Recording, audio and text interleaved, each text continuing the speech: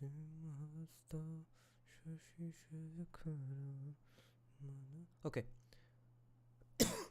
Good evening, guys. Thank you for joining the live stream. And today we are going to look into the video made by a YouTube channel called U-Turn. U-Turn.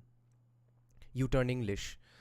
It's made by a Tamil person, I think, as far as I could understand. He's a Tamil young guy, who has made a video called J. Deepak's False Narratives Exposed. So I decided to do a live reaction to that and analyze how much is he right, how much is he wrong, can we have some common ground after all, or is he just being stupid and illogical, or is he being basically a vicious, evil person? I wanted to do a live stream to discuss that. And then right before starting the live stream, I found out that he has actually made a part 2 of that video. So if we do get time, we will get into both parts today itself. Both videos are about 20 minutes each, and we won't be able to view it in 1.25x or 1.5x because I guess he is not very fluent in English maybe, or maybe his English is not that common to understand. He has that usual Tamil accent.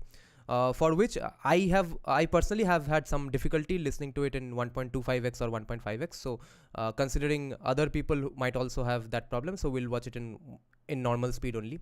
And I didn't watch it, didn't prepare for it as such, because I like to come to these live reaction streams unprepared, because that helps me and all my viewers, which is I've always said that my live streams are basically a podcast with my viewers. So my live streams, it should be a testing ground for our arguments and how good our preparation is today. Okay, anyone can prepare for one particular exam. Debating is an age-old art. Okay, in every school, college, university, people in debating clubs are part of those debating clubs, and they debate for sides that and arguments that they don't even believe in. We are testing how passionate are we about this particular subject, and how and what is that passion leading us to. Okay, how much preparation have we made? In order to test that, we will have to come to these live streams unprepared and check out their arguments on face value and then react to them as we go. So I have I just got into a little rough viewing of his first video, and I haven't watched his second video at all. So I was in a dilemma about how to approach this, because usually when I'm live reacting to a video of someone I agree with, it's all about, wow, that was such a profound thing, we'll get to learn a lot of these things, and we can implement this in our lives, and that will turn out great, etc. And agreeing, saying that yes, see, he's so right. And when we do live streams of reacting to people we disagree with, I usually take the approach of that, bro, what the fuck are you talking about? Today I am in a better and more softer and nicer mood, so I will look for common ground for a change and see where is he getting things wrong, and where are so many people in the southern part of our country getting things wrong about Hindutva and about J. Deepak in particular. So with the hope that other Tamil people, anti-Brahmin, even anti-Hindutva or anti-J. Deepak people watch this live stream, I'm looking to have a common ground, and I'll try to explain why J. Deepak is not that evil Rakshasa you think of. Okay, let's see if we can find a common ground. And also, if you all have some vodka in your hands, every time he says logical argument or false narrative, take a shot. Okay, let me check some comments and then we'll start the live stream. Linguist, hi. Saptarshi, hello dada, hello. Abhay, namaskar bondhugan. Saptarshi, namaskar mitro, namaskar friends. Hi dada, long time. Yes, puja time is coming up, so lots of music projects now. I agree dada, in modern world, debate shows with decent moderator is the only way to battle propaganda and narrative. Yes. Let's start then.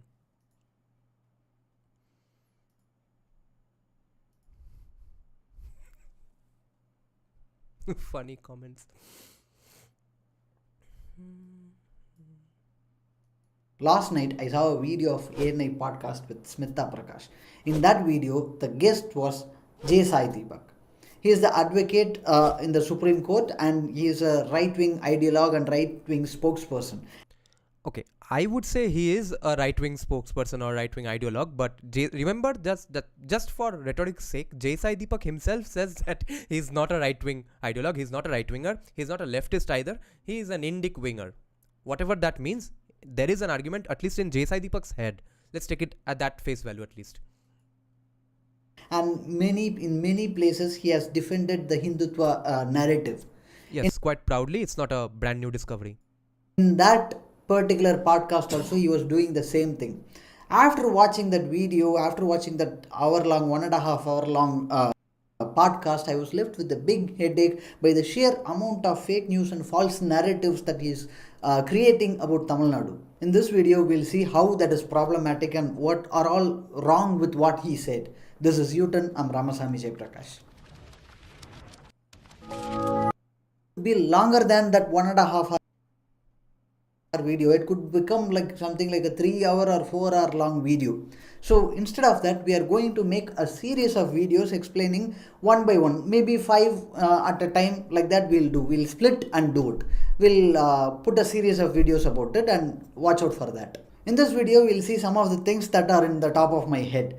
And the first one is what he thinks about Tamil Nadu and what he says about Tamil Nadu. He says that Tamil Nadu is a place of jihadist ecosystem. There is a big jihadist ecosystem in the state of Tamil Nadu, and it is going on and on in Tamil Nadu along with another radical evangelical ecosystem. And both these ecosystems are indulging in a rampant conversion scheme. If they are converting people right, left and the center, and they are converting everybody to their respective religions. They are luring people away from Hinduism to their religions of Christianity and Islam. But he is not using the word Christianity or Islam. He is using the words jihadist and radical evangelism. That is the kind. Okay, what does that tell you? Is that supposed to be a criticism? That shows that J. Sai Deepak still has a door left open in his heart for Muslims and Christians who don't want to be threats to Hindus or Hindutva or to India and Bharat. How is this a criticism? Right? Kind of language that he uses. Yes, and that language is very, very specifically, deliberately, overtly used. He's a lawyer. Each and every word he uses, writes, speaks out, is well thought out, well fleshed out in his mind. Okay.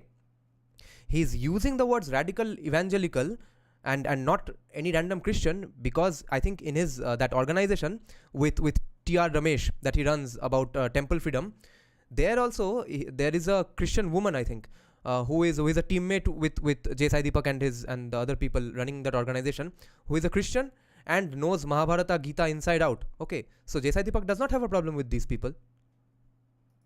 Describe what is going on and hence jihadis, not A.R. Rahman. The state of Tamil Nadu. This is utterly idiotic and completely malicious, because people. Okay, we are 2 minutes 21 seconds into the video, and so far it's gali, ad hominems and rhetoric. Okay, this guy is more disrespectful than I am.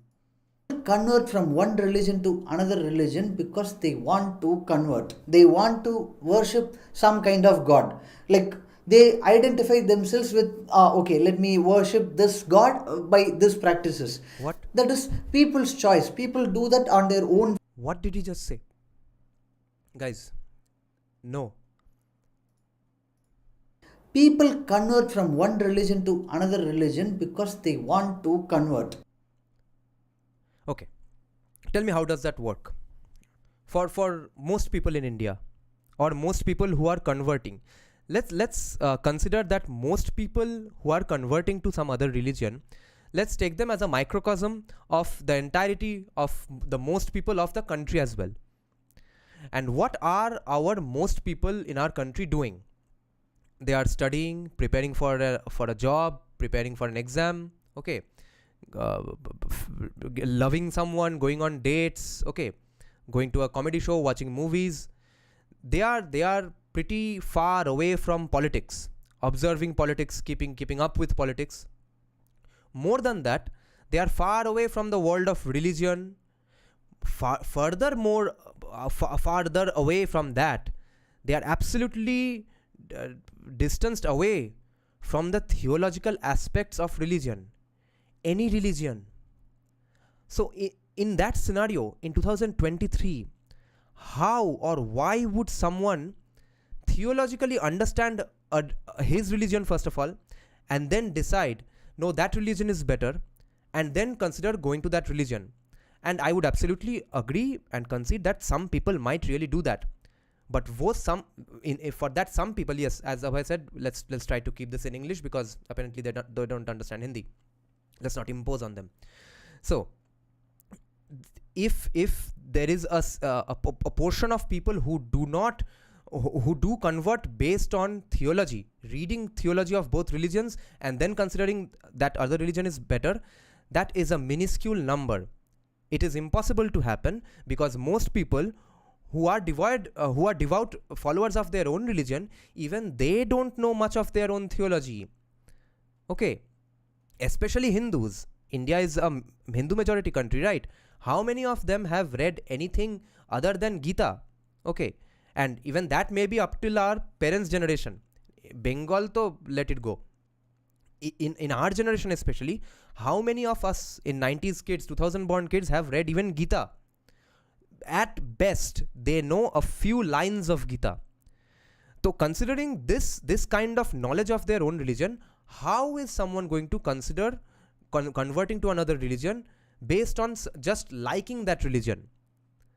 Now, then why does it happen? Is it forced conversion? Is someone coming here with a sword and threatening you that convert to Christianity or Islam or I will chop your head off? No, that's not happening today because the government that we have in power. But how is it then still happening? It's happening because of this certain word that is there in the English language called manipulation. It's not a very uncommon thing. People manipulate other people into doing many things. Okay, so because of manipulation, it becomes very easy to convert someone who would not have thought of converting, someone who might not even have been devout followers of their own religion, or someone who may not even have read theology of their own religion.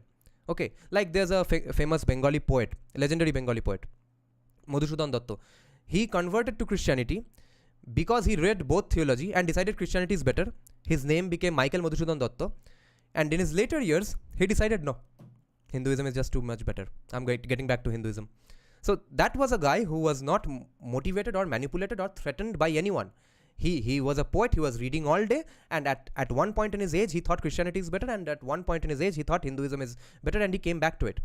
So in a society where people mostly care about cricket and Bollywood and maybe their film industries and music, jobs, education, how is this situation that he's claiming that people randomly conjure up the idea that we will convert to other religions? Okay, now few days back, that Bollywood actress who said that Jesus has stole away my heart. I get that. At the end of the day, when something is an aspirational model, that seems like a glorious thing to achieve anyway. Anything that is successful, you feel like emulating that person. So if you are surrounded by successful, well-behaved, rich, decent Christians maybe all around you, and they kind of tell you all the time that, all my success is because of Jesus Christ. My Lord and my Savior has given me this boon that I'm successful because of. It's pretty understandable that you might end up thinking that is the case. That, okay, then I need to follow Jesus Christ and then success will arrive at my house as well. But that is the literal definition of manipulation. They want to worship some kind of god. Like they identify themselves with, okay, let me worship this god by these practices. That is people's choice. People do that on their own free will. No, people don't do that out of their free will. It's a minuscule percentage of people who do that, because not many people in the world, not many people in the history of the world have had the time to read theology or religious scriptures. That's just the nature of religious studies in itself. That is a sort of a privilege left in society for some who have the time or who want to take out the time to really get into their scriptures. Everyone else is either being threatened or manipulated, either by their friends and family that, I'm successful because of Jesus Christ, or if you convert to this religion, you will get this particular service. That is manipulation. That's not free will. There could be evidences, there could be instances of somewhere somebody is getting converted out of force. But that is not something that happens every day. That could be an extreme example in some place or the other. In this day and age, it does not happen, and forced conversions do not happen. People... Okay, since he's not giving out data, so we also won't have to give out data. He's just claiming that it does not happen. That's minuscule. If at all that manipulation happens or forced conversion happens, even I'm not claiming really that forced conversion is happening, that someone is actually forcing you with their physical hands or something. So he can claim it that that's the majority. We can claim it that no, that's the minority. Convert because they want to convert. There could be many reasons. There could be casteism behind it. There could be. Okay. First argument, that age-old Marxist argument that all the conversions in India have happened because of casteism. Why then has Latin America and almost entirety of Latin America converted to Christianity? Was there the same Brahmins in Latin America oppressing Inca farmers and Mayan farmers? Why was there conversion in Latin America, bro? What's your name? His name is U-turn. No, it's not. In the entire continent of Africa, only 8 to 9% of people still today practice their pre-Islam and pre-Christianity faith systems. Why is that? Brahmins were there. Okay. What J.S. Deepak was going around preaching Brahminism to Africans. Why did, so 90 minus 8 or 9, so let's say 91%. Why did 91% of Africa, the entire continent of Africa, convert to Christianity or Islam? Why did almost 100% of South America convert to Christianity or Islam? Okay. Why have most people even in Native American societies in Mexico and USA converted to Christianity? Because Brahminism was there. Why was the papal bull in 1492 when Christopher Columbus set out in his journey had specifically told him that find all the non-Christians, convert them? Why? The papal bull was a fight against Brahminism, or was it a fight against J.S. Deepak? Was it a fight against Hindutva? Was it against Savarkar? Okay, I'm wasting time now. I'm being too rhetorical. But anyway, so if casteism was not there each and everywhere, but conversion was there everywhere, then how can conversion in Bharat be blamed on casteism? As simple as that. Backwardness behind it caused by some socio-economic factors or cultural factors. Fair enough. So socio-economic cultures, okay, I am used to involving Hindi, so I'm having a problem today. Fair enough. Some people might be socio-economically backward. That is first and foremost because we don't have enough capitalism in the country. After 1991 and mainly after 2014, we have had some capitalism. But other than that, if as a solution for your socio-economic problems, someone tells you that converting to a different religion is your solution, that is the manipulation I'm talking about. Because just because you convert to Christianity, your socio-economic status is not going to go up. It doesn't. Because people still have to avail their reservations. People still remain poor. Because converting to a religion, to a certain religion does not ensure sudden wealth in your life. In any religion. Okay. So, who then has told those particular people who are actually probably suffering from socioeconomic backwardness that convert to a different religion and your problems will go away? Those people are the manipulators I'm talking about. There could be many reasons. There could be also a genuine wish to believe or worship a different religion and different God. Yes, and that happens only either because of aspirational model and some friends and family who have told them that I am successful because of this other God I'm following, not your God. Or because that person has actually read their scriptures and decided out of the blue that other religion is better. That also is there. People do that because they want to worship a God that they choose.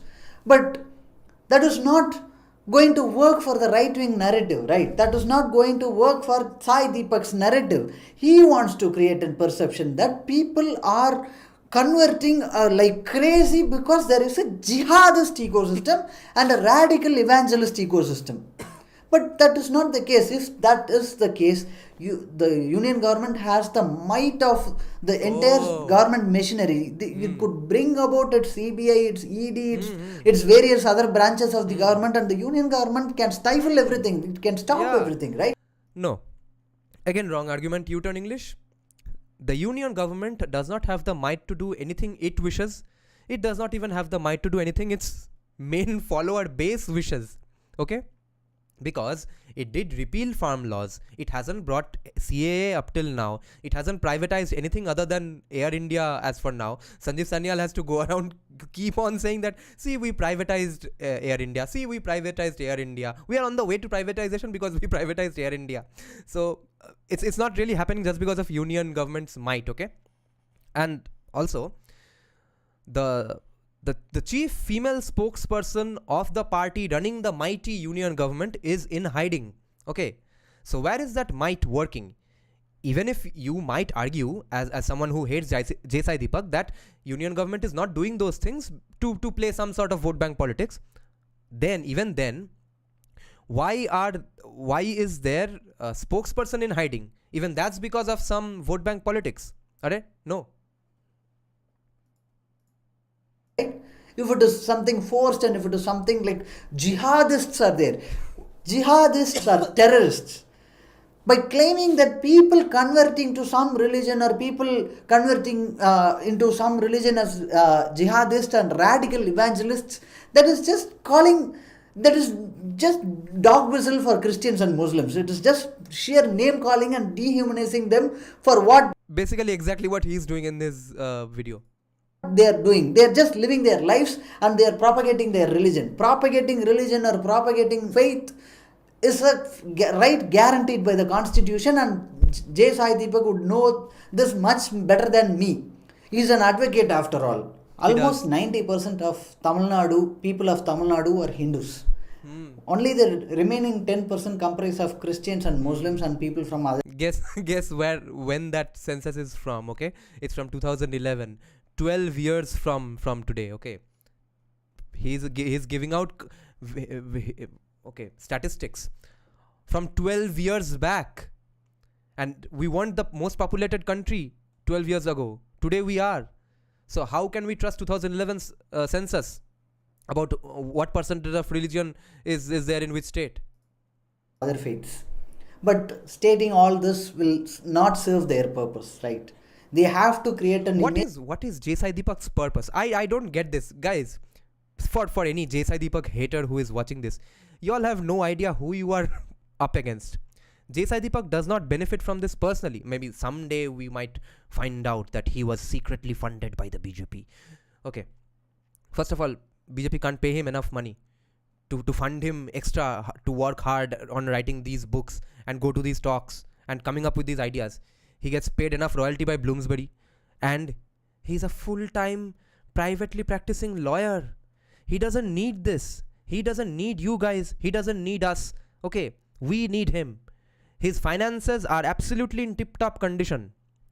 He is taking time out because he's passionate about this. Okay, so don't try to assign malicious intentions on J.Sai Deepak.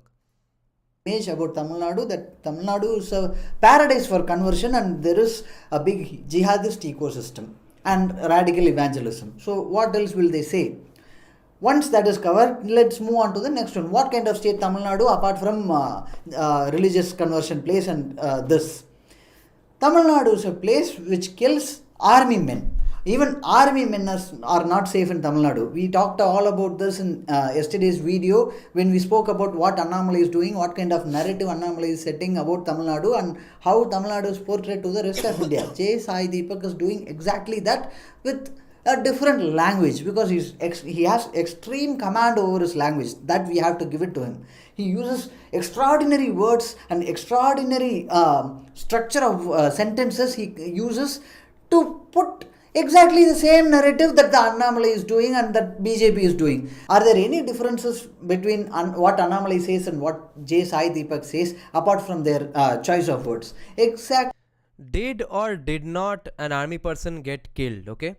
If they did get killed, then the journalists and politicians will immediately pick it up and use it as a narrative because their profession, their bread and butter stands and runs on narratives. As for J.Sai Deepak propagating this, J.Sai Deepak brought this up merely as one passing point. His main Hindutva narrative does not stand on the idea of Tamil Nadu killing army jawans willy-nilly. Exactly the same thing. Both are the same. Even Sai Deepak comes and says that military men, army jawans are not safe in Tamil Nadu and they are getting lynched, mob lynched in Tamil Nadu in the streets. But where did that happen? It is a family dispute between people from the same community. People from.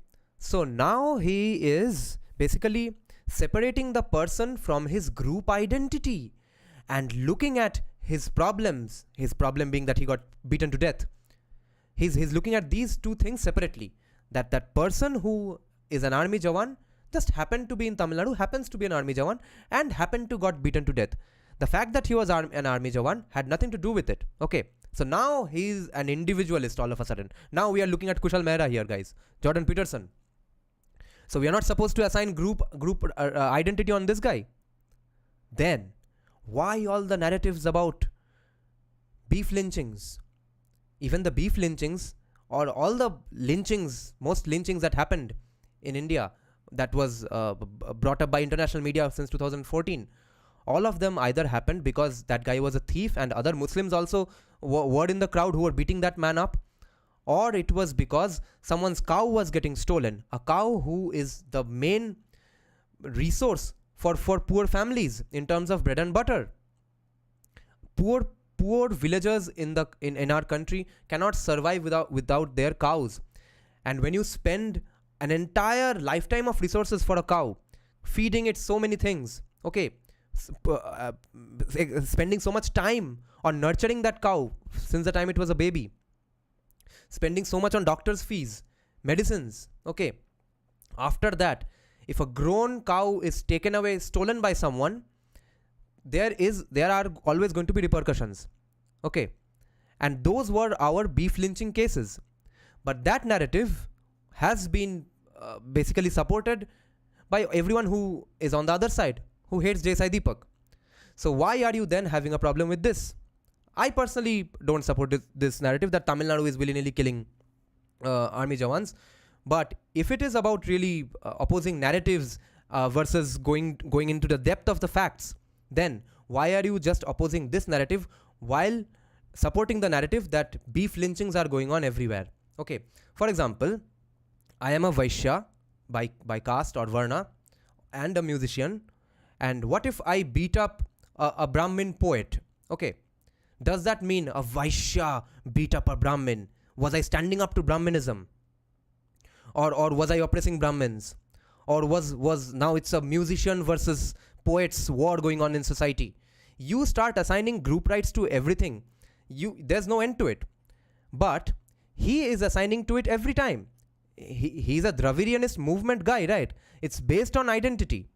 If your entire movement is based on identity, if your entire collection of arguments are based on identity, just group identity, no individual identity, then why are you all of a sudden angry that Deepak made out that it's Tamil Nadu anti-Brahmin people and anti-Hindu people are so anti-Hindu now that they are now killing even army jawans? From the same family, they are all relatives. They had an argument. That argument became a fist fight and they attacked each other and one got killed. And that person happened to be a man working for the army. But as we said, this does not create any drama. To create drama, you have to isolate. You have to identify what kind of people everybody is. Okay, one is an army man and the person from the other. Okay, news flash for him. I think he was born 2 days back.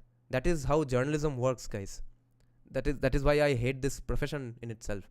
But that is just the bread and butter of journalists. When I was studying journalism in college, we were taught on the first day that if a man bites a dog, it's news. If a dog bites a man, it's not news because it's common.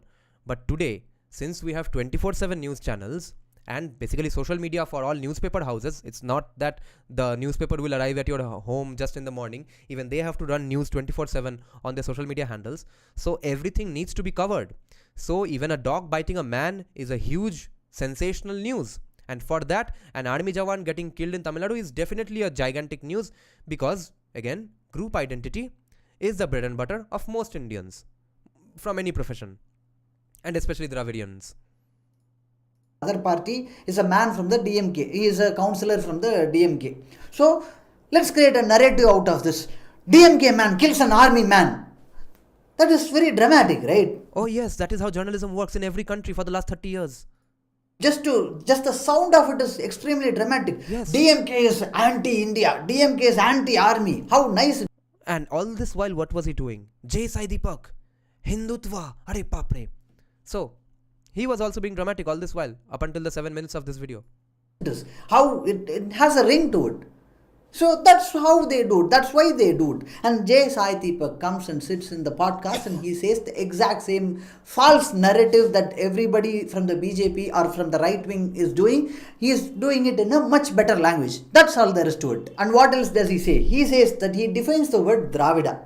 He says that according to the definitions of the word Dravida, Dravida means a peninsula. People living in a peninsula, southern part of India. That is Dravida. So it is a geographical term. He uses that. He also says that it is not a racial term, it is not a linguistic term, it is only a geographical term. Okay, there could be chances that maybe the ancient dictionary, there wasn't any back then, but if there were a dictionary some thousands of years ago, and according to that particular dictionary, the word Dravida could mean a geography that is a peninsula, that is southern part of India. It could have meant that. I may be wrong, I may be right with that aspect. But one has to understand that any word will have a meaning over a period of time. Meanings get added to a word over a period of time. Yes. The same word will be used for different meanings over different centuries and different eras. Even just take this word for example. That is the argument of Jay Sai Deepak, that it was meant to be this. Then some people that he disagrees with, they assigned a completely different meaning to it and misused the word Dravida. That is his argument. Why is he saying it like he came up with some profound discovery? Since Jay Sai Deepak is an advocate, he would associate this example much better. The word sentence. The sentence could mean a punishment that the court gives, or the sentence could mean a number of words that are in one particular sequence that gives some kind of meaning. The sentence could mean the both, right? One word having different meanings is not something uncommon. And a word getting meaning over a period of time is completely logical, and it is something that happens every day. We never had a word called selfie something like 10-15 years ago. We had no idea of that word. We just whipped the word out of thin air. We could do that. Or we could use the existing word with a different meaning. We always do that all the time. Take the word cool. Cool means something nice, something very good. Like it is a word used as an adjective to describe something that is very nice. We use it all the time. That's a cool phone. That's a cool t-shirt. That's a cool song. We do it all the time. But what cool means? Cool is just a measure of temperature, like describing what the temperature is. That word is used for something completely different. It could not have been used in that context. Maybe 100 years ago or 200 years ago, cool would never have been used in that way to describe something as nice. Even we use the word hot like that. I could go on and on about this and give more examples, but I think the point is clear. A word getting a meaning attached to it is something that happens every day. So having covered... What is his disagreement or criticism here? The word Dravida, it is used, or it has added the meaning in terms of race, and it has added meaning in terms of linguistics, and more importantly, the word Dravida is used for a political ideology, to describe a political ideology. So the word Dravida could mean any of these things. It could be a race, it could be meant in a linguistic way, it could be meant as a political ideology, it could be used in a geographical sense, it could be used in any way. So it should be taken in that context itself. Even in Tamil Nadu, the word has evolved over a period of time, and when the Dravidian movement started, or the early days of Dravidian movement, it was used in a racial way and then in a linguistic way.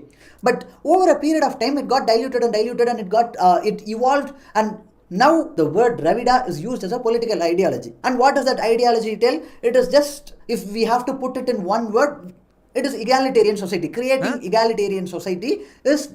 Wait. What is he saying? This is the first time I heard about this. Okay, guys. If Dravidianism today is not just about anti-Brahmanism, anti-Hinduism or something, okay, if it's not about caste or race of southern Indians, if it's just about egalitarianism, count me in as the biggest anti-Dravidian person in the country right now. I'm not going to have egalitarianism any fucking way in my country.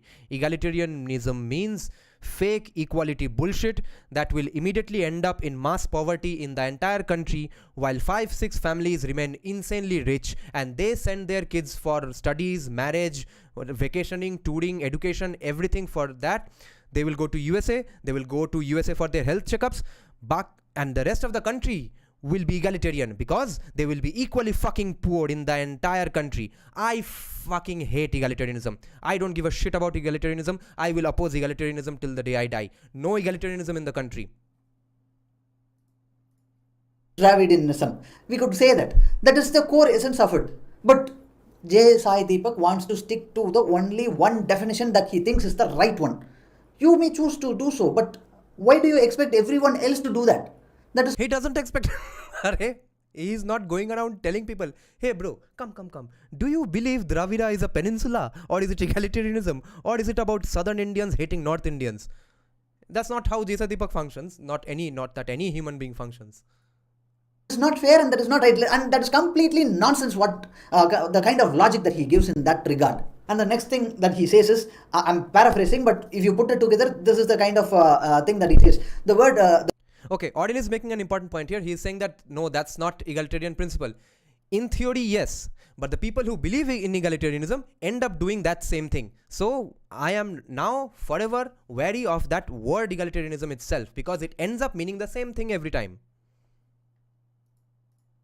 The Dravidian movement started because caste system was preventing people from converting into other religions. They could not convert people to Christianity. They could not convert people to Islam.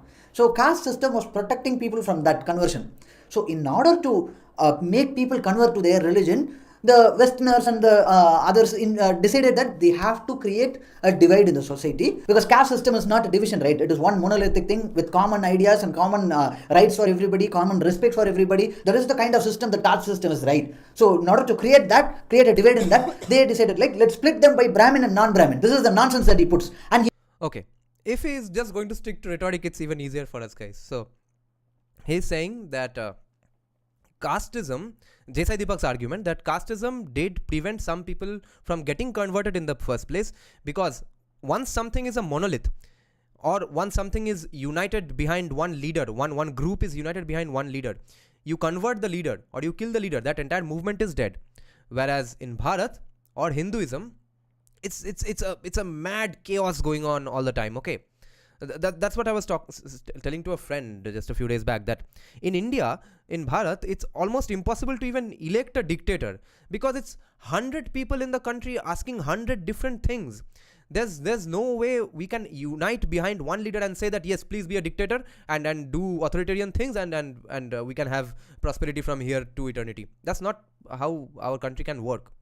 But because of that, because there was so much diversity, it was always very tough for any person from any outsider coming in and looking in to convert this group of people, because everyone has different motivations. Everyone has different incentives to do particular things in their lives when they're first watching this Hindu society. Okay, I'm speaking from the eyes of a radical evangelist here. They are saying everyone in the society, everyone in the city, everyone in the villages has a different incentive, has a different disincentive to do very specific things. So how am I going to come up with very specific, curated, customized reasons for them to convert, and different customizations for all these? Perhaps, maybe because of that, our society did not entirely convert, because in the beginning of this video, he only made the case that casteism led to our conversions in the country. Okay, I made the case that if casteism leads to conversions, why is entire Latin America Christian? Why is 91% of the entire continent of Africa either Muslim or Christian? Okay, was there Brahmins and J. Sai Deepak roaming around in Latin America? So if that's not the case, why don't we flip it and observe that maybe we did not convert because of our vigorously chaotic ideological standards, okay, and ideological visions and different incentives, motivations, and maybe leading from Varna system in itself. Okay, every Varna doing their specific thing. No one cares what the other Varna is doing or getting converted or not. Maybe in some way or the other, maybe Varna system did prevent our society from getting converted, because what was different otherwise? Okay, we have to come up with some answer. No, that why didn't Bharatiyas convert willy-nilly in the entirety of the country, but other continents did? What was different in our society? Okay, because it's not that we weren't poor. After the Islamic invasions, our prosperity was almost decimated, right? Only the specific Hindus who decided to be that the people who handle the businesses of the kings, or who are the personal lashkars of the kings, Muslim kings. They were only Hindus who had some nice life. Everyone else was getting decimated, paying jizya, and getting threatened and forced to convert, etc. So it's not like we did not have any excuse to convert. Even then, why didn't we convert? What is that mysterious X that marks Bharat? Okay, what is that mysterious X that was not there in other continents? And why can't it be Varna system? Why is he so sure? He says that to do that, the non-Brahmin movement started in the year 1916. But to do that, the seeds were sown in 1706. 200-year-old conspiracy, he's bringing it out. Like, it was a conspiracy for 200 years. They tried and tried and tried for close to 200 years, and then they succeeded in creating a non-Brahmin movement. And then all these things happened, Dravidianism, all that started. He's saying that.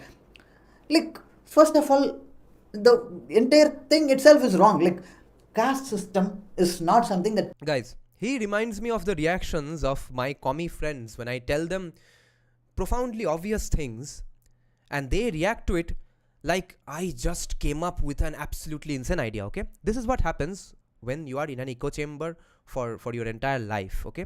Just because you have propagated something in brilliant English for 80 years does not make that true, okay? When I tell some of my commie friends that capitalism is great, they react like, what? Capitalism is great.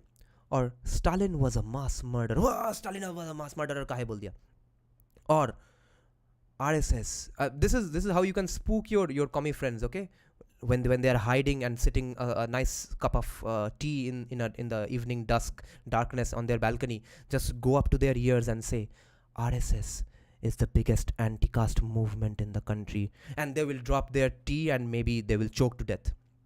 Or Narendra Modi is against casteism. Oh my god. All of a sudden, they are probably taking pills for insomnia. But that is how they react, and because these things are considered such an obvious truth, okay? Yeah, it's definitely true. Yeah, RSS is definitely pro-casteism. Yeah, Modi is definitely pro-casteism. And I tell you, there was a meme that was going around about 2 years from today, 2 years back, that I'll have to say this in Hindi, can't help it, that some people started saying after 2015-16 that Atal Bihari Vajpayee, some leftists started saying this, that Atal Bihari Vajpayee was such a great prime minister, but Modi is extra fascist, okay? Atal Bihari Vajpayee was never this bad. And so BJP supporters were sharing this meme that Yogi ji ko PM banne do, Narendra Modi Santa Claus lagenge.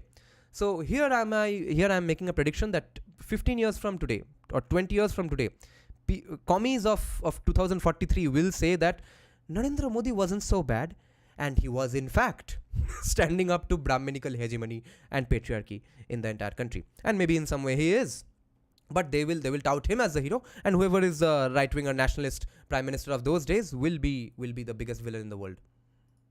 Prevented people from converting. Caste system was the sole reason that people converted.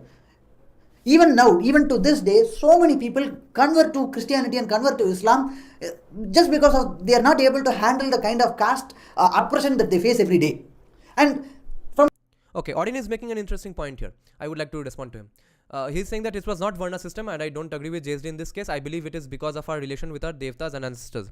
First of all, J.S.I. Deepak is not saying that was the only case for which we did not convert to other religions, okay? So, see, in our country, in our society, in Hinduism, there is no one thing that you can come up with and apply it on the entire country, okay? So it is very possible that J.S.I. Deepak's argument was applicable at some points in some parts of the country, and what you are saying was definitely true in some parts of the country and in some points in history, okay?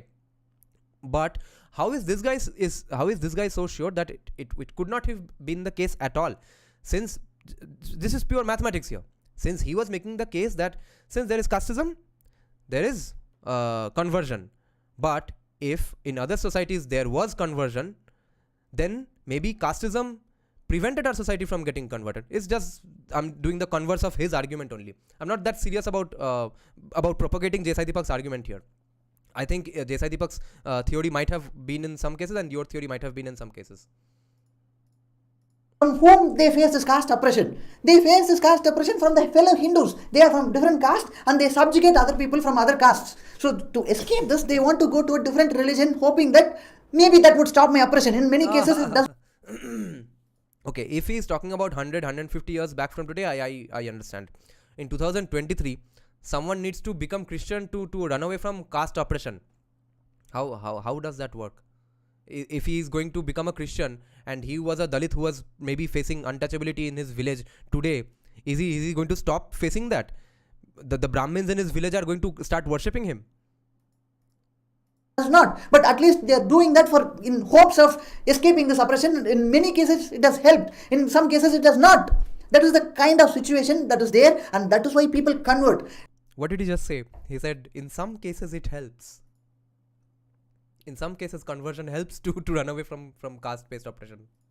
Like, to say that caste system prevented people from converting, like, I don't think there is any logical reason or logical argument that can be made when a person says that. And he does not stop there. He goes on to say that caste system is a two-way place. For example, a Brahmin does not allow some people in their activities. That is there. If you say that discrimination, the other side is also true. The non-Brahmins are discriminating against the Brahmins also. They don't involve Brahmins in what non-Brahmins do. They are not allowed in that. Like, what kind of logic is this? For example, a person from a scheduled caste community is considered as a... Guys, there are at least 5 prominent temples just in Tamil Nadu which does not allow Brahmins, or at least Brahmins, to be Purohits. Even looking at them is a sign of bad omen. That is the kind of caste system that exists. They are not allowed to walk in the street. They are not allowed to do this, do that. They are not allowed to touch the water in the common tap or common well or the lake or the pond. They should not go into the river in these areas. They should not enter the temple. Like this, many restrictions are there. They are not allowed to do business in many places. Like in the olden days, everything was multifold. The kind of oppression in the olden times was... Okay. Taking into account that Tamil Nadu is a pretty casteist place, now what would his solution be? Egalitarianism. Why not capitalism and Hindu unity? Why can't you be united and get rid of your caste identities? Okay, give up your reservations and stop calling yourself from that particular caste. Or even if it's easy for a lower caste person to say, why don't you challenge Brahmins to say that why don't you be united with us as Hindus and stop this casteism nonsense, or call for more capitalism?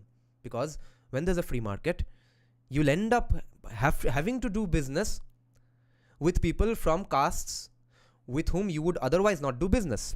Because in capitalism, meritocracy has to win.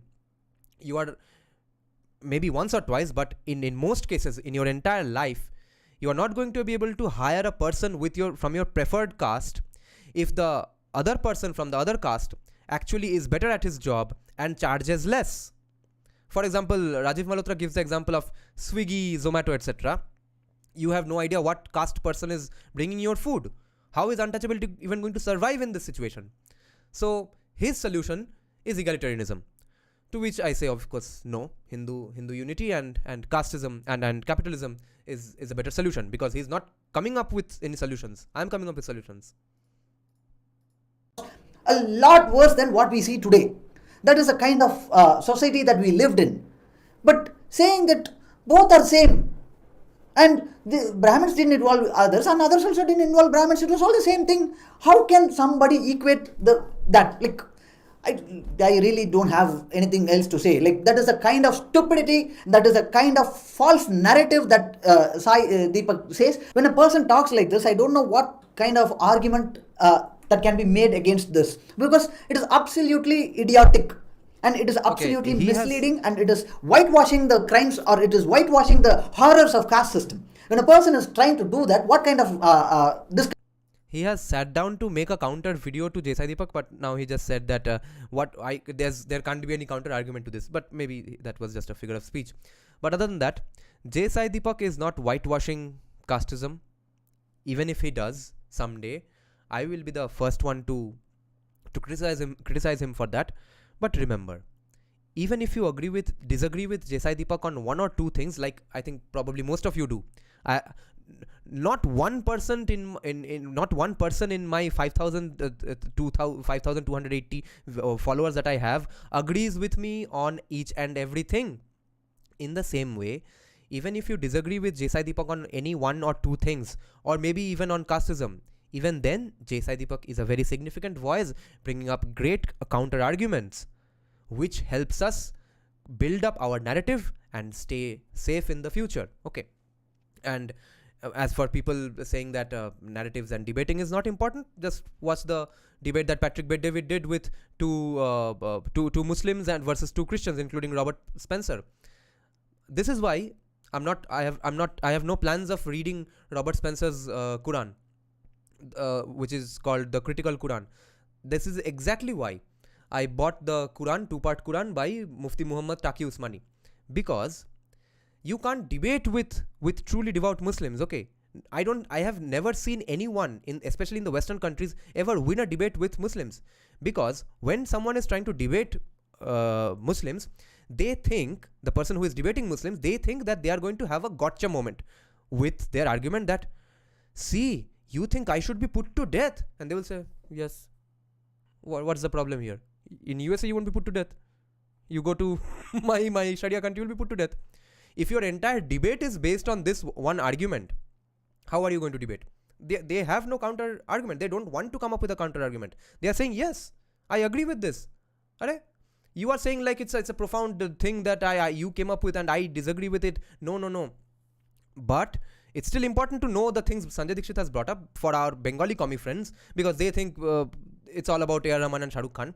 But other than that, if you really want to have a conversation with a Muslim, you will have to argue about what are the things they think is best about Islam. For that kind of a narrative, I'm reading this Quran by Mufti Muhammad Taqi Usmani. As for the things that we consider bad, they are, if it's such a Muslim, they are just going to say, yes, what's the debate here? So, in order to get our debate straight, we need people like Jesai Deepak. And even if you disagree with him on one or two things, it does not matter one bit. Discussion that we have with that person.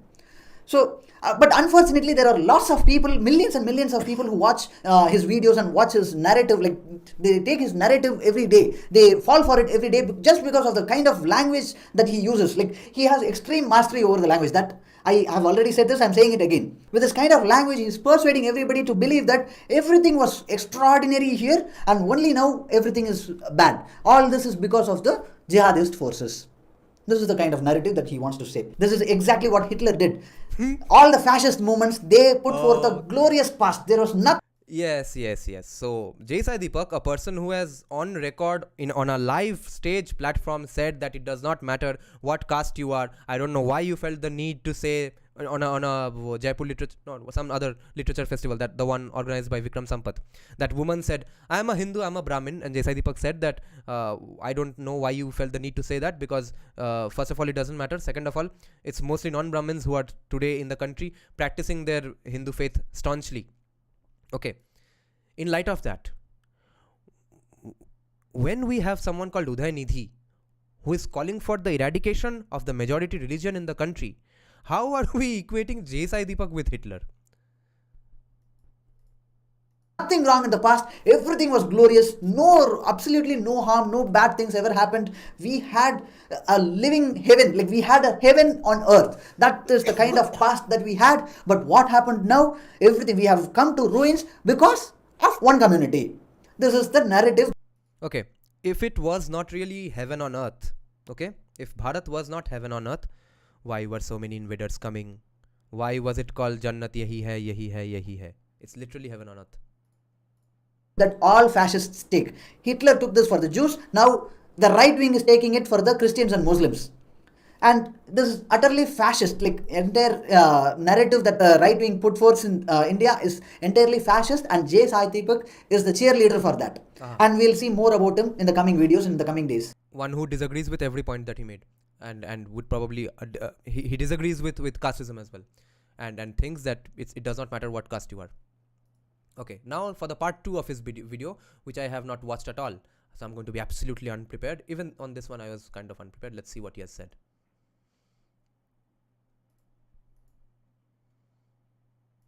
Part 2. Last week, we posted a video covering a lot of the problematic things that Sai Deepak said in his podcast with ANA Smita Prakash. This review about the Dravidian movement and Periyar. And the second one is Tamils saying they are different, they are unique, is a missionary idea. Only because of the missionaries, Tamils feel this way. And the third point is Sai Deepak feels that Tamil Nadu should join the Indian mainstream and why it is wrong. These are the three things that we are going to see. Let's focus on that one by one. The first one is his view about Periyar and the Dravidian movement. Sai Deepak feels that Periyar is someone who is actually a white man, but he feels himself to be an African American.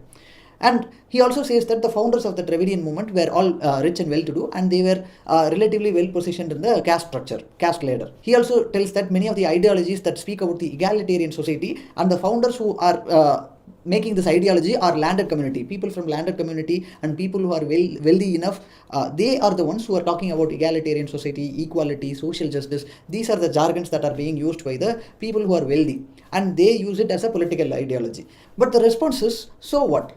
So what, a person is white but he talks about African American problems? So what if a person is rich but he talks about egalitarian society and equality and social justice? Even with Periyar, he wants to look at his identity and his caste background and social standing. But how does that matter? It should not matter at all. But Sai Deepak wants to focus on all that to discredit what else that person is doing. Whatever the person is doing, that is not important. Now let's get a little more deeper than that. Is it like people who are relatively well positioned in the society and relatively wealthy, were they not facing caste discrimination? This is something that needs to be addressed, because back then, like maybe 100 years ago, how was the scenario? Was it like caste oppression limited to scheduled caste and scheduled tribe people? Is it something that was limited to that category alone? The answer is no. Even if a person is wealthy, even if a person has a better standing in the caste ladder, like relatively well positioned, he is not somebody in the bottom of the caste ladder, but also he is not somebody at the top. Maybe he could be somewhere in the middle. Even that person, Who is disagreeing with this? Even Vivek Ramaswamy agrees with this. used to get a lot of caste discrimination done against him. That was the kind of society we lived in. They felt like this is not fair, and they decided that this is something that should be fought against, and this is something that should be eradicated. And they started a movement called non-Brahmin movement, because it was the Brahmins who were subjugating the all other community. That was the feeling back then. Starting from the government jobs, back in those days, British government jobs.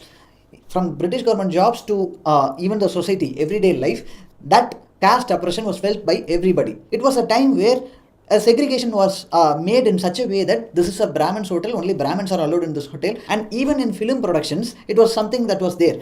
Brahmins were allowed to sit in one part of the area, and non-Brahmins had to sit in another part of the area. And it continued, like it kept evolving, and once that was questioned, they slightly changed it, like vegetarian versus non-vegetarian. Vegetarians can sit in one area, non-vegetarians can sit in another area, and we see that to this day many of the two-let boards are clearly mentioned like vegetarians only. That's why they decided like they had to question it. They had to clearly put it out there that it is not acceptable and we don't want such a system. When somebody says that, who is better capable and who is better positioned to do it? A person who is relatively wealthy, a person who is relatively well. Okay, is this going to be just a monologue? He's basically saying things that everyone agrees with. What's his counter to Sai Deepak? He has named this video Sai Deepak Exposed. Right? Positioned in the caste ladder, he has more chances of voicing out this opinion than somebody who is poor and somebody who is at the bottom of the caste ladder. It is something very, very simple. For a person to oppose the system, he had to have some kind of backing, and that backing was the money and relatively better social standing. That was it. That's all there is to it. Okay, guys. How was social standing and money reaching him if they were facing oppression all the time 24/7? Or was it the case that even back then, capitalism was coming to their rescue? Okay, there was so much oppression that it was non-Brahmins who were becoming landed communities and the rich ones. So, after they became rich and landed communities, then they decided, let's fight Brahminism. Wow. But Sai Deepak wants to find a conspiracy in anything and everything. Although he does not outrightly say that this is a conspiracy, that is what he means. What else could be the reason that he finds this to be problematic? He specifically highlights that point. They were landed community, they were relatively well positioned to the caste ladder. Why should that be a problem? And why use an example to state that a person, he was a white man but he felt himself as an African American man? Although that was an example, why that was said? Because to make a point that he is someone who's privileged but he wants to talk about the unprivileged. For that, he uses this example. And this is the kind of mindset he approaches the Dravidian movement. And if anybody approaches with this kind of mindset, anything and everything that is being said, anything that is and everything that was being done in the 100 years of the Dravidian movement will be problematic. There could be problems in it. Okay, so his basic argument here, his core argument here is that, hey, if you don't agree to my rules, I won't play with you. Could be ups and downs. There could be a lot of bad things that were said or done, and like nothing is perfect. There could be ups and downs in anything. If anybody wants to find fault with the Dravidian movement, please go ahead. Oh, everything is not perfect. So, only caste was supposed to be perfect, but it ended up not being perfect. But that should be done objectively, and that should be done without any bias and prejudice. But Sai Deepak's view is You know what he's doing right now, right? He is basically now whitewashing all the vile and hateful and fascist things Periyar said. He was calling J. Sai Deepak and Hindutva these fascists just in the other video, right? Now in the second video he remembered, Ade, fascist to mere team mein hai. So now he's whitewashing Periyar now. And for that he's saying, see, no one is perfect, no movement is perfect, there might be some ups and downs. Sometime you may end up calling someone insects and call for their genocide, etc. But these things happen. Completely prejudiced in it. It is not something that is done with an open mind. And especially it should be noted that he tries to whitewash everything else, all the problems that was there in the society that led to such a movement. By discounting that, like if you take that part away and focus only on the Dravidian movement, you will not get anything, you will not understand anything. You will only be able to mislead the people and mislead the country by stating that Dravidian movement is something. Yes, and that accusation of misleading is what Desai Deepak is thrusting upon these people, because they are coming up with this argument that people were so oppressed and so backward, socially backward, that they were the rich landed communities, okay? That is the level of manipulation. Against the people of India. Dravidian movement is something against the unity of India. It is a separatist movement. All these are the things that you could think of, or all these are the things that you literally is. They have called for a separate country for years. Say, if you are not being fair and open-minded. Coming to the point about color, he talks about color, right? And it is not we who felt like we are black. Just because you lost your argument, just because your argument was not given a shit by anyone in the entire country, does not mean you did not have that idea in the first place, okay? Dravidians did call for a separate country. No one gave a fuck about their argument. Now they are saying, no, see, it's not about separate country. See, it's not even about Periyar asking to kill all Brahmins. It's about egalitarianism. Swami Prabhupada, he is the founder of the ISKCON temple, and now it is ISKCON temples are everywhere. Everywhere you look at it, there is an ISKCON temple. It is that big. The founder of that ISKCON temple explicitly says that Dravidians are black. And Swami Guys, almost every Hindutva guy I know from my YouTube channel hates ISKCON movement, hates Srila Prabhupada. Whatever I have read of Srila Prabhupada, I have only found things to disagree with. He is pinning all his arguments against Hindutva on Srila Prabhupada. How is this going to work? Vivekananda, he says that there are two great races in India, and one is Aryan, the other one is non-Aryan. In the Aryan race, people are Brahmins, Kshatriya races in India, and one everyone believed in the Aryan invasion theory back then. Okay, it's based on the Aryan invasion theory that the Dravidian movement was also conjured up. So why is Swami Vivekananda supposed to be blamed for this? In India, there are two great races. One is called Aryan, the other non-Aryan. Great races. It is the Aryan race that has 3 castes, but the whole of the rest are dubbed with one name. So where did black and white come from? He was arguing that Srila Prabhupada has called non-Aryans bad or lower in some way.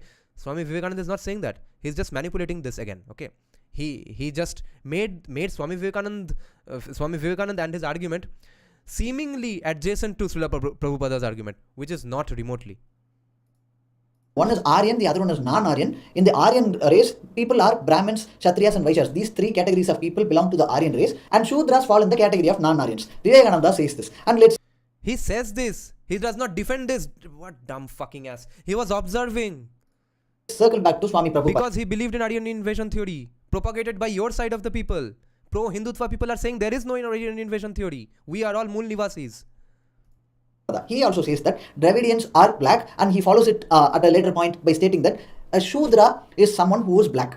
Shudras will be black and Brahmins will be white. He'll be fair-skinned and Shudras are dark-skinned. If a Shudra is fair, if a Shudra is white or light-skinned, he is not a true Shudra at all.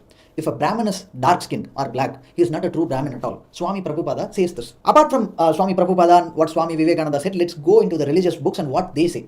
Manusmriti says that people of Dravida, they are all Shudras because they rejected the Vedic rituals and they are rejecting the Brahmin supremacy. They are not accepting Brahmins. So, for this reason, all the people in Dravida have become Shudras. It is said in Manusmriti. And what are the kinds of rights that Manusmriti gives to the people, especially the Shudra people?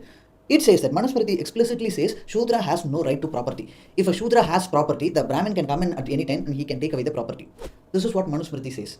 There is no right to property. If I go into detail about what are all is said in Manusmriti about Shudras and how oppressive and how degrading Manusmriti is to the Shudra community, this one episode will not be enough. We have to make a separate video about Manusmriti, what it says about women and what it says about the Shudras. Because that is something that needs to be addressed. People don't know this. Many people feel like this structure, this caste structure of Brahmin, Vaishya, Kshatriya and Shudra, all this Chaturvarna category and the caste system, the jatis, all these are based on employment and occupation. Okay guys, this Google Chrome had frozen for a long time. So let me just rewind this a little bit. What did he just do? He repeatedly brought out completely different quotes from Swami Vivekananda, observing what is the situation and assigned that to Srila Prabhupada's arguments, where he's actually calling someone lower in society. He just then concludes with the sentence that, so you see, Swami Vivekananda and Srila Prabhupada both said these things. Swami Vivekananda said a completely different thing than what Srila Prabhupada said. Are his viewers this stupid? Is Tamil Nadu really this stupid to understand, to consume, to swallow arguments like these? Let's rewind for a bit, because the Google Chrome froze. If a Shudra has property, the Brahmin can come in at any time and he can take away the rituals and they are rejecting the Brahmin supremacy. They are dark skinned or black. Shudra is someone who is black. Shudras will be black and Brahmins will be. So again he brings up Srila Prabhupada's argument, but somehow equates this with Swami Vivekananda, who was against casteism. White. He'll be fair skinned and Shudras are dark skinned. If a Shudra is fair, if a Shudra is white or light skinned, he is not a true Shudra at all. If a Brahmin is dark skinned or black, he is not a true Brahmin at all. Swami Prabhupada says this. Apart from अच्छा बोला होगा इससे ना तो okay, maybe he said this. Most Hindutvadis don't agree with ISKCON. Swami Vivekananda is not saying this. This is Srila Prabhupada saying. Why is he assigning Swami this to Swami Prabhupada, Vivekananda? what Swami Vivekananda said, let's go into the religious books and what they say. Manusmriti says that people of Dravida, they are all Shudras because they rejected the Vedic rituals. Okay, so if we are going to get to book reading sessions, okay, remember there's someone, the spokesperson from the party of from a fascist party who is in hiding for quoting things out of a book. Okay, let's not get into quoting things from books. We have to notice what goes on in the society today. Scriptures, okay, and not that Manusmriti says only bad things about and says do these things against non-Brahmins. Okay, if we come up with the quotes for, he says no, that if we start coming up with the quotes that are against Shudras in our scriptures, it will be an hour-long video. Yes, if I start listing all the things that are said as duties for the Brahmins towards non-Brahmins, even that will take an hour-long video. We have done Manusmriti live streams. And they are rejecting the Brahmin supremacy. They are not accepting Brahmins. So, for this reason, all the people in Dravida have become Shudras. It is said in Manusmriti. And what are the kinds of rights that Manusmriti gives to the people, especially the Shudra people? It says that Manusmriti explicitly says Shudra has no right to property. If a Shudra has property, the Brahmin can come in at any time and he can take away the property. This is what Manusmriti says. There is no right. Brahmin can take away the property. The Brahmin who is not supposed to have property, who's supposed to live on bhiksha. Wow, what Manusmriti, man. So you see, it's a general consensus that Brahmins are not supposed to have that much of property. Yes, they may be a farmer and have a grihast family or something. It's not like they are going to go around acquiring property all the time. Then what's the difference between a Vaishya, Kshatriya versus a Brahmin? So you see, this is why I don't trust any translation of Manusmriti, because it seems so vague and so different from some things said just 2 pages back. I think it's heavily interpolated later on, and countless people have written parts of the Manusmriti over the years, for all the years, for about 3,000, 4,000 years. Right to property. If I go into detail about what are all is said in Manusmriti about Shudras and how oppressive and how degrading Manusmriti is to the Shudra community, this one episode will not be enough. We have to make a separate video about Manusmriti, what it says about women and what it says about the Shudras. because that is something that needs to be addressed. People don't know this. Many people feel like this structure, this caste structure of Brahmin, Vaishya, Kshatriya and Shudra, all these Chaturvarna category, and the caste system, the jatis, all these are based on employment and occupation. If anybody changes their job, if anybody changes their occupation, the caste system would change. Like their particular caste will change. Many people feel that way. Many people think that this is how the caste system was designed. But if you look at what Manusmriti says and what Bhagavad Gita says closely, you will find out that that is not the case. If a Brahmin marries somebody from a different Varna, in that case, the offspring is called a specific name. Similarly, if a Shudra and a Kshatriya get a child, that child will be called a different name. Here, my question to him and to anyone who defends Varna system today is that, so what? Reject this aspect, reject these quotes, and still say you are Hindu. Why do you need to be against Hinduism as a whole? Because most Hindus don't follow these things today. Okay.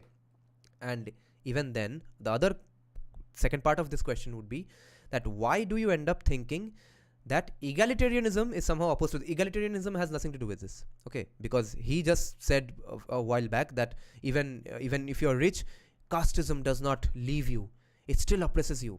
So even egalitarianism is not going to do that, unless you mean social egalitarianism, okay? Now even economic egalitarianism is not going to happen. Social egalitarianism has to happen, but for that, Hindu unity is a great option, because if your defense is for converting to Christianity or Islam because of facing these oppressions, then we can get into the scriptures of those religions. Then we will have a different experience altogether. They will not get this moniker of Brahmin, Vaishya, Kshatriya, Shudra. These four names does not apply to them. Any mix and match in the four Chaturvarnas that are there, and the offspring will get a different name according to that specific mix. This is explicitly mentioned in Manusmriti. And what Manusmriti and Bhagavad Gita says about the occupation is, anybody who's well capable of doing a different job should not do that. He should only do what is assigned to that person. He should only do what the Varna of that person dictates him or her to do. Even if that work is very, very bad, it is a terrible job, like that person is incapable of doing. Okay. So since he was bringing up Srila Prabhupada, let's now bring up what Srila Prabhupada says on casteism, okay? Srila Prabhupada says, casteism does not have to be birth-based. It's based on the inherent tendencies of the child as a child.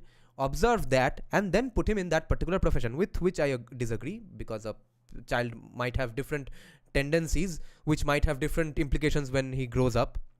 But even his opposition to Srila Prabhupada falls flat here, because now 5 minutes back he was bringing up Srila Prabhupada to also criticize Swami Vivekananda and Hinduism and casteism, to say that Srila Prabhupada also talks about Aryanism, etc., and non-Aryans being evil or low caste. Even Srila Prabhupada is against birth-based casteism.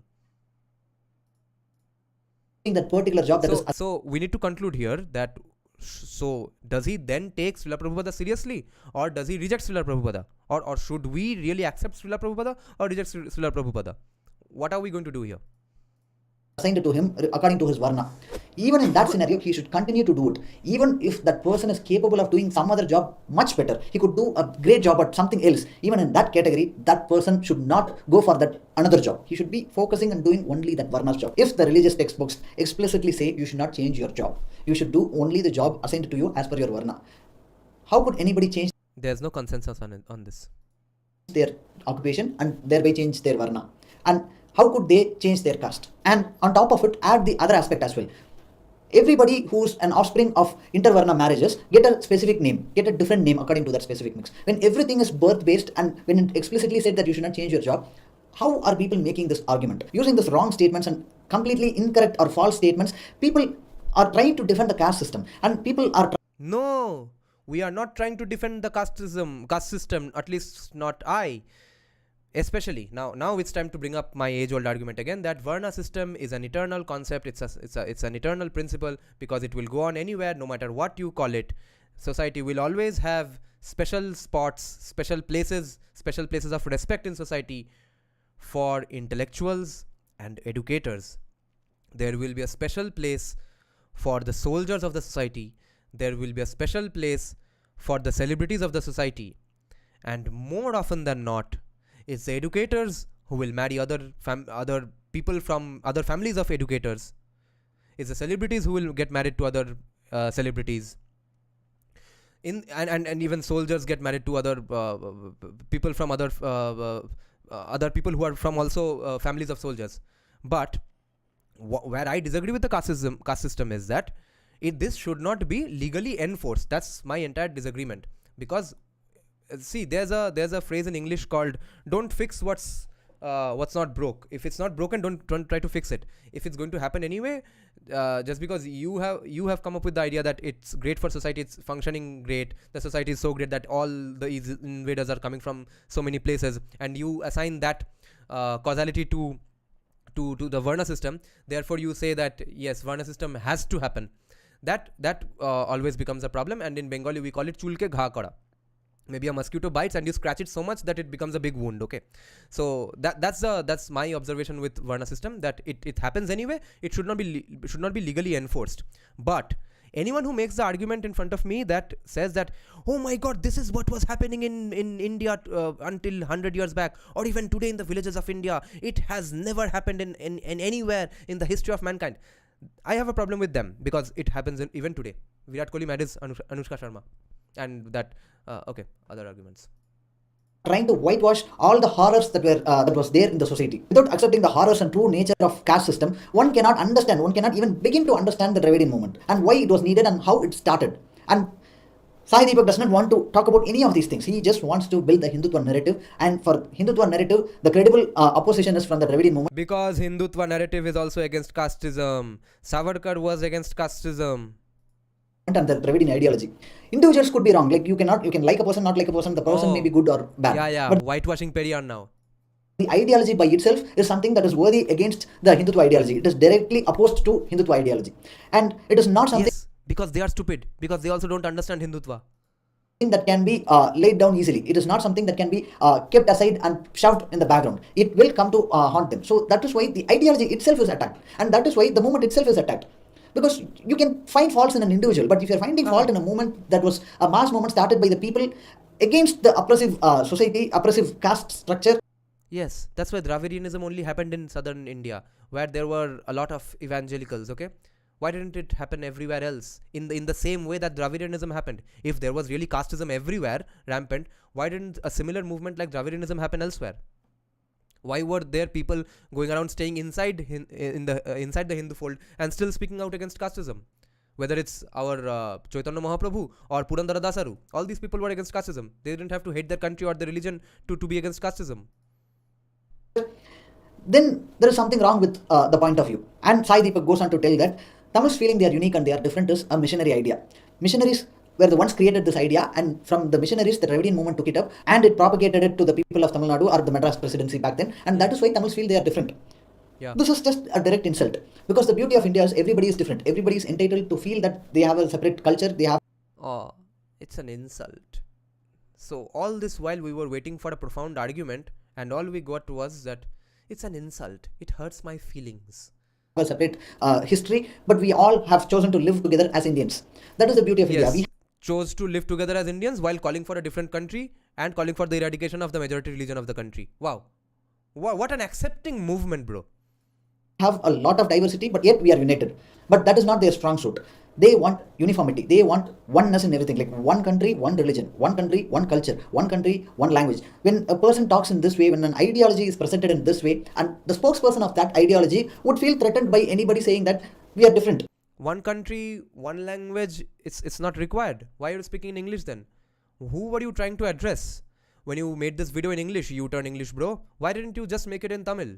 Why did you want to address other people in the country? And why did you need a language other than your mother tongue, which you are so proud of?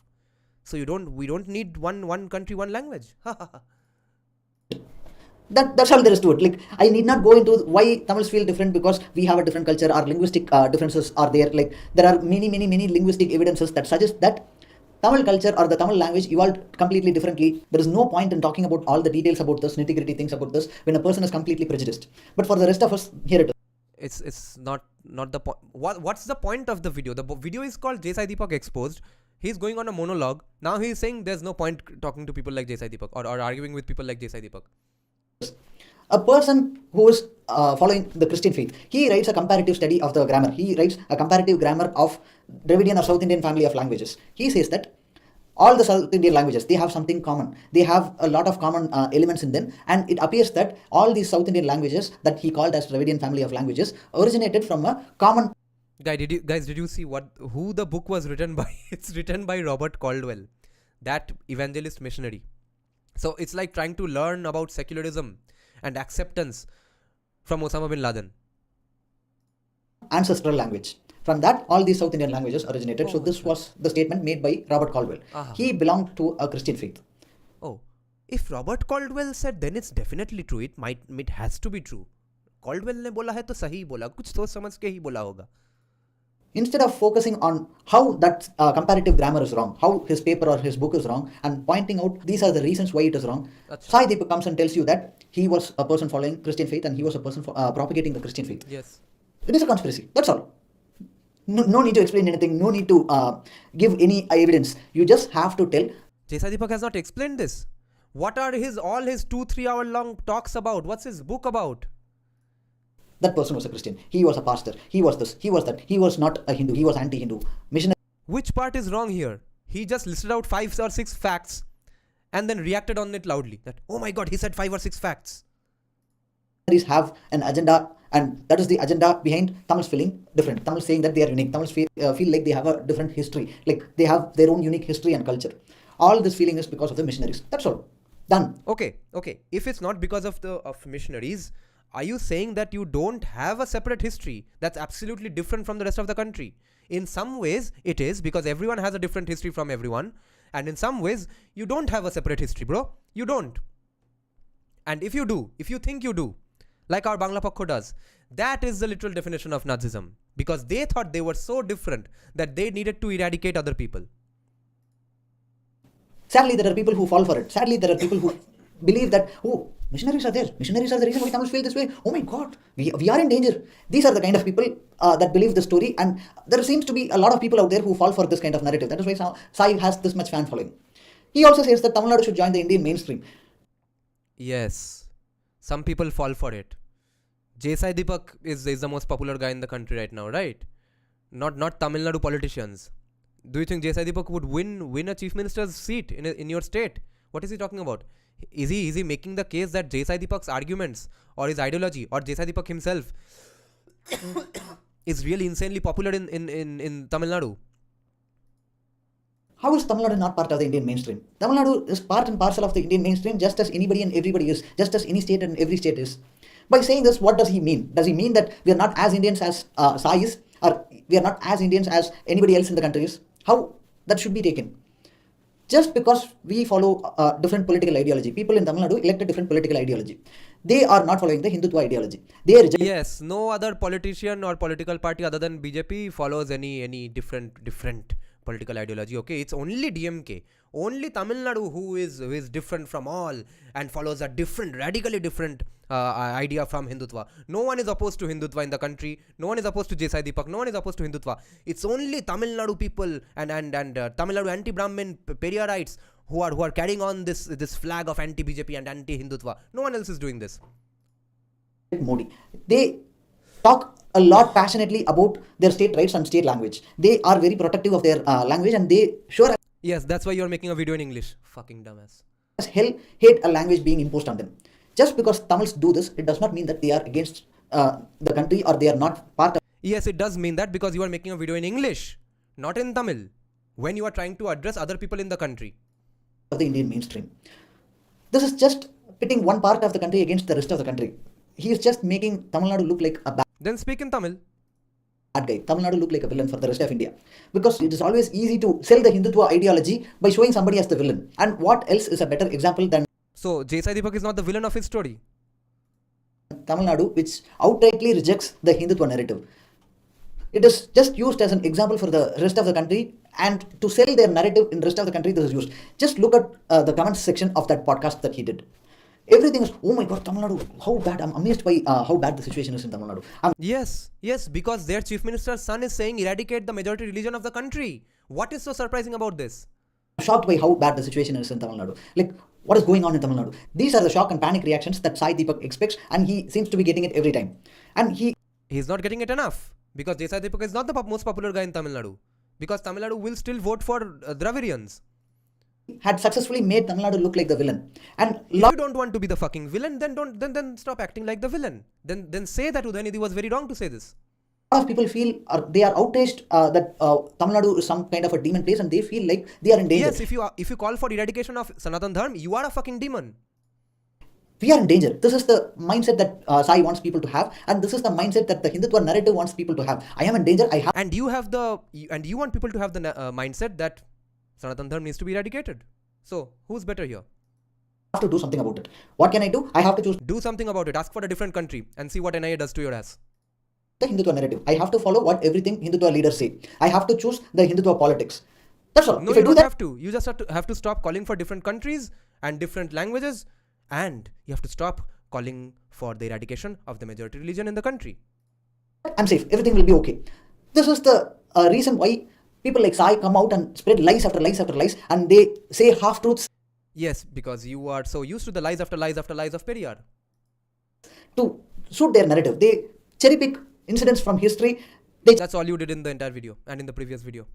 Cherry pick statements from history. Because you cherry pick, that's why you don't know that Veer Savarkar was also against casteism. Swami Vivekananda was against casteism. Srila Prabhupada himself was against birth-based casteism. To suit their narrative. Instead of going through a holistic view, okay, Dravidian movement started because there was a very worse form of caste oppression in Tamil Nadu or the Madras presidency back then, and people were sick and tired of that. Instead of giving a clear picture and a holistic view about why such a movement started, why the Dravidian movement started, he just wants to indulge in fear mongering. If there was no Madras presidency, there would be no Dravidian movement. If there was no Bengal presidency, Bengal would not be filled with fucking commies, okay? And if there was no Bombay presidency, Bombay would not be filled with fucking woke commies. That's as simple as that. It's no mystery. By fear mongering, anybody can be made to believe in absolutely anything, and that is what Sai seems And that is the bread and butter of Dravidians. to be doing. There are many more problematic things that Sai Deepak keeps on peddling everywhere, and we will continue to address them in our future videos. Okay, so he has found out the secret to great views on his video as well. Even if he doesn't talk about Sai Deepak directly, he's going to name the video just simply Sai Deepak exposed. Okay, at least he's hustling. This is in favor of capitalism. Okay, then let me check some comments and then we will go to end the live stream because this was pretty boring, the second video.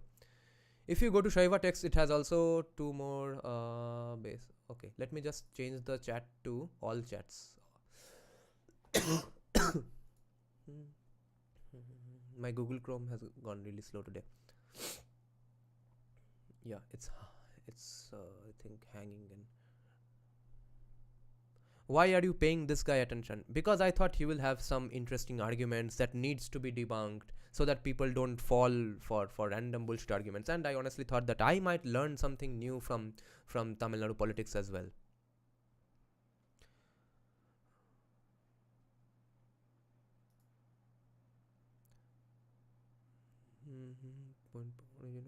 It is made up of AUM broadly, which can come from any language. These are very basic sound. Why are you paying? Swami Vivekananda said about Kerala that it was casteist madhouse. If he would not have been anti-caste, then he would not have said it. Yes, my sem is 3rd October and I am sitting here. Nice. Okay, guys, just an announcement. On 29th of this month, I will be at Jadavpur University at 2:30 p.m. to watch a lecture on casteism by a frequent viewer and follower of our channel as well. Okay, he's a professor of sociology.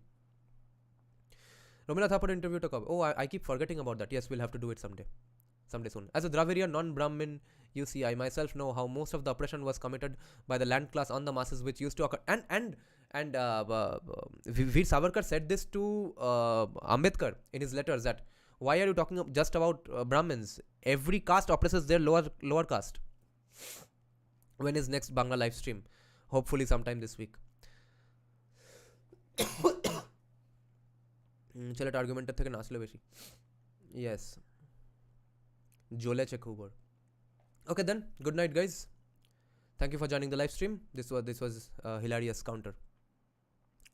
See if you can come to Jadavpur University to check out the lecture on casteism. Okay, good night, and check out the exact name of the lecture. It's I have posted the link in my community page. I have posted the screenshot of the PDF. Okay, see the details, the timing, which venue, which hall, etc. inside Jadavpur University. Good night guys.